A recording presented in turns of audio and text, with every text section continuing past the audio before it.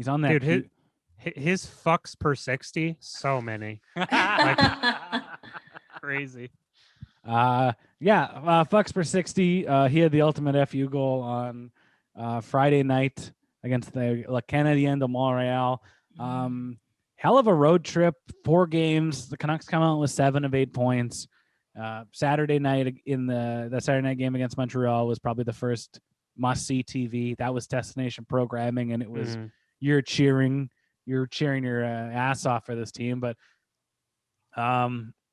pretty damn good road trip.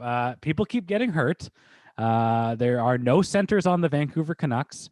Brandon Sutter is hurt. Jay Beagle is hurt. Elias Pettersson is on long-term injured reserve, and he's bombing around downtown Vancouver on an electric scooter in the rain. Somebody is he? That was his Instagram story on Sunday. Oh my God. This kid, dude. Oh, God damn it. I think somebody needs to have a conversation with him. Do you think he's just taking one for the team because he sees how much chemistry they have? He needs to live his life fast and loose. Super fast and loose. He's trying to get injured more so the team keeps winning. Well, I mean, he'll look up history of Canucks injury lore and be like, oh, Brent Sopel got bit by a spider, and somebody else threw his back out picking up a cracker in the dressing room. Marcus Naslund broke his leg once? You don't say. But man, it's the Canucks had a very good streak of playing bad hockey. They looked like garbage against the Ottawa Senators and won both games in extra time, which was not what you want if there's a team to leave extra points to give away free points for. I guess the Ottawa Senators are the one to do it. But they're doing pretty damn well, Arash, without Elias Pettersson. And you bring up a good point that they play tonight against Winnipeg. They play Wednesday. And they have a week off. Yeah, Right. that's the bingo. So Calgary lost tonight against Ottawa. So they're two. Yeah, so Calgary has 2 games in hand on Vancouver. The big team that we're essentially chasing right now is Montreal and Winnipeg. Now Montreal by the end of this break, Montreal's going to be pretty much caught up in games in hand on the Canucks, and then we'll see more clearly what's going on. But I'm not saying there's a chance, but I'm just saying this is the perfect, throw everything up, fuck it, see where it lands rest of the season. This is kind of great because if you think about it, listen, I love to say, yeah, let's fucking tank and get a top 3 pick. Look at what the 2 moves they've done this week that I think, again, amazing. Shout out to Jimbo's learning. Yeah, Jimbo's learning. Also, shout out to Yerke for going and tracking down Jimmy Vesey's car. the man, he DM'd me and he's like, oh, I don't know. People are saying it's creepy. I'm like, no, it's not. It's not like you broke into his car. You just went for an evening drive, Yerke. Yeah, you went for a little stroll. You're listening to Pucks on Net. You're just like, you know what? Let's go down a. It's fucking COVID times. All you can do is go for walks and drives. Yeah, I would have done it. I'm like, I got nothing else to do. I'm not gonna sit around and play Valheim anymore. I'm just gonna get in my car and just go for a rip. So, good job for Yerke for doing that and also making Sportsnet, getting a little shout out there and stuff. But yeah, so. They claim Jimmy Vesey and Travis Boyd, which the discussions we were having back in January and December about money puck stuff. Now, Jimmy Vesey's kind of a money puck player. Travis Boyd is Travis Boyd. He's a 6th-round pick of the Capitals, and the last 2 seasons, oddly enough, and bought him 6 minutes. He's producing at a 0.4, 0.5 per game clip, which is not anything to sneeze at. It's all right, but he's a sensible and affordable Jay Beagle. Where did they all come from? It's amazing because if you just think about it, if they go and they're like, all right, Brandon Sutter we're trading Brandon Sutter. and we're trading Tanner Pearson. Because Tanner, like again, thumbs up, Ryan. God damn it, Tanner Pearson tree. It's hilarious. That tree is ripe as a motherfucker. It's hilarious because they can immediately replace those players with players that aren't going to like severely harm the team if given middle 6 to bottom 6 minutes. And so they can gain assets and do the whole throwing everything up in the air and be like, all right, let's see where our top 6 players, if they get us into a playoff spot, they do. And if they don't, hey, we're in the lottery. And maybe, I don't know, we'll win, like we'll go up a couple spots or whatever. This draft is actually fairly deep and has a plethora of interesting prospects off the defensemen that are going off the top. You bring up a good point, Arash, because like none of these players in the bottom 6, none of the possible tradable ones, or that the guys you're gonna replace with warm bodies, they aren't any blockbuster players. They're not game changers. They are barely getting second assists. If you almost want to replace these players with the players you got off of waivers. You're like wanting to make room strictly for this. And there was so much excitement about Travis Boyd. I came home and asked over dinner of our deconstructed Americano whether he was good. Have you heard about this Travis Boyd? Pretty good guy. He's a hockey player that isn't being paid $3 million a year. Yeah, that's the entire point of this, is that, like, again, it's really weird that we're in this uncomfortable position where we have to be like, it's like an AI almost. It feels like this, guys, where it's like, wait, is the AI learning how to use its money to get players that are bottoms? And then, next day it has a glitch and it's like, Tanner Pearson, 5 by 5. It's like, God damn it. Okay, sorry. No, go for it. Yeah. Go. I have a couple of questions based on what you said. One, can you both make the playoffs and finish in the bottom 3? Because as we talked about, this is a team that is 2 points out of 4th place in the division, but also like sitting at 25th in the league.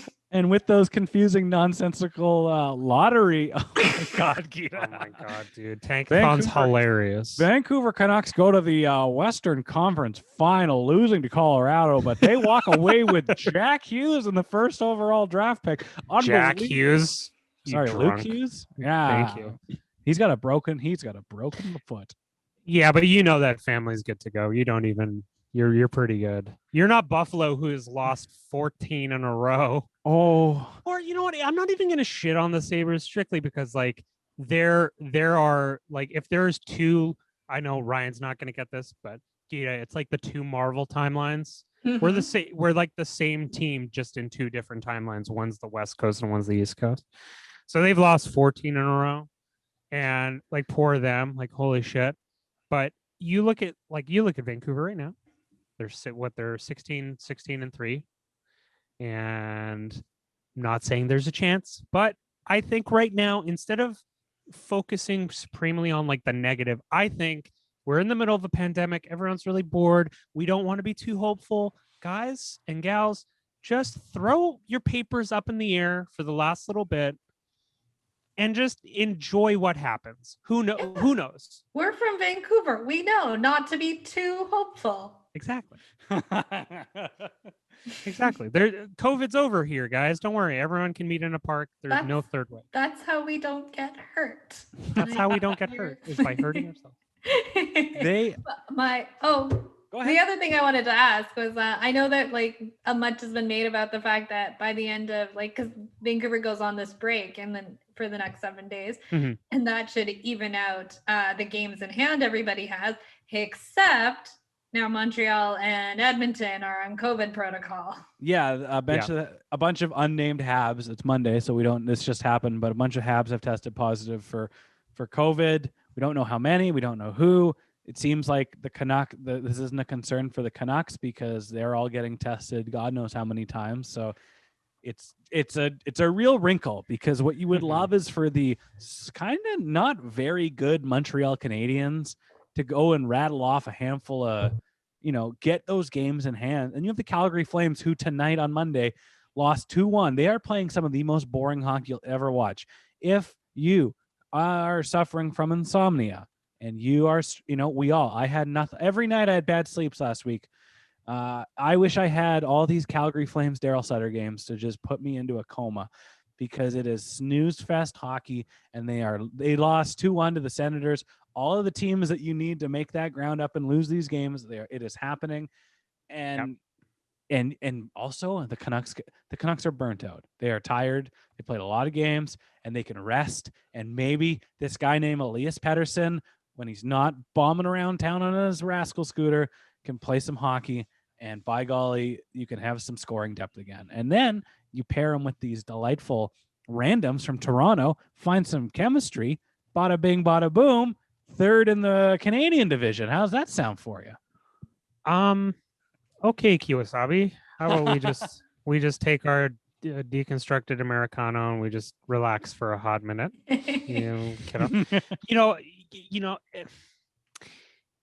I think it's kind of like, you look at Calgary and you look at Vancouver. So Calgary is 2 games up on Vancouver, but they're 15-15-3.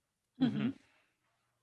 I think there just needs to be a little bit of a reality check, because I feel, I don't know about you guys, it feels like there's not really a middle ground for discourse when it comes to this team, right? So we look at Vancouver, we look at our team, and we think we have awful, terrible, disgusting contracts that will kill us. They're gonna Elias Pettersson and Quinn Hughes are gonna leave when they're 23 on scooters. They hate it here. Gary's gonna come and be like, well, I'm gonna make sure Thatcher Demko is gonna be on the Buffalo Sabres because I hate Vancouver. No. Okay, do we have bad contracts? Yes. Is it frustrating now? Yes. Do we have a general manager that maybe we don't have a track record of supreme confidence with? Yes. Do I have to show you the San Jose Sharks and their cap hell? Do I have to show you Calgary right now that spent money on Chris Tanev and Jacob Markstrom and Josh Levo we knew how their season was going to go because we've seen it year after year in Vancouver. Yeah. And I'm just saying, right now at this point, they're pretty much tied. And so everyone just take a collective breath. And I think, I'm not going to say hey guys, everything's going to be great. And the track record of the person who's running this team, he's going to read a book and he's going to read Moneyball and he's going to be like, oh my God, I've been doing this all wrong. Wait, there's been a salary cap? Wait, what? Oh, what? Oh, what is this? Could he at least just watch the movie? Oh, so you mean when players are on the ice when they score a goal, that's a good thing?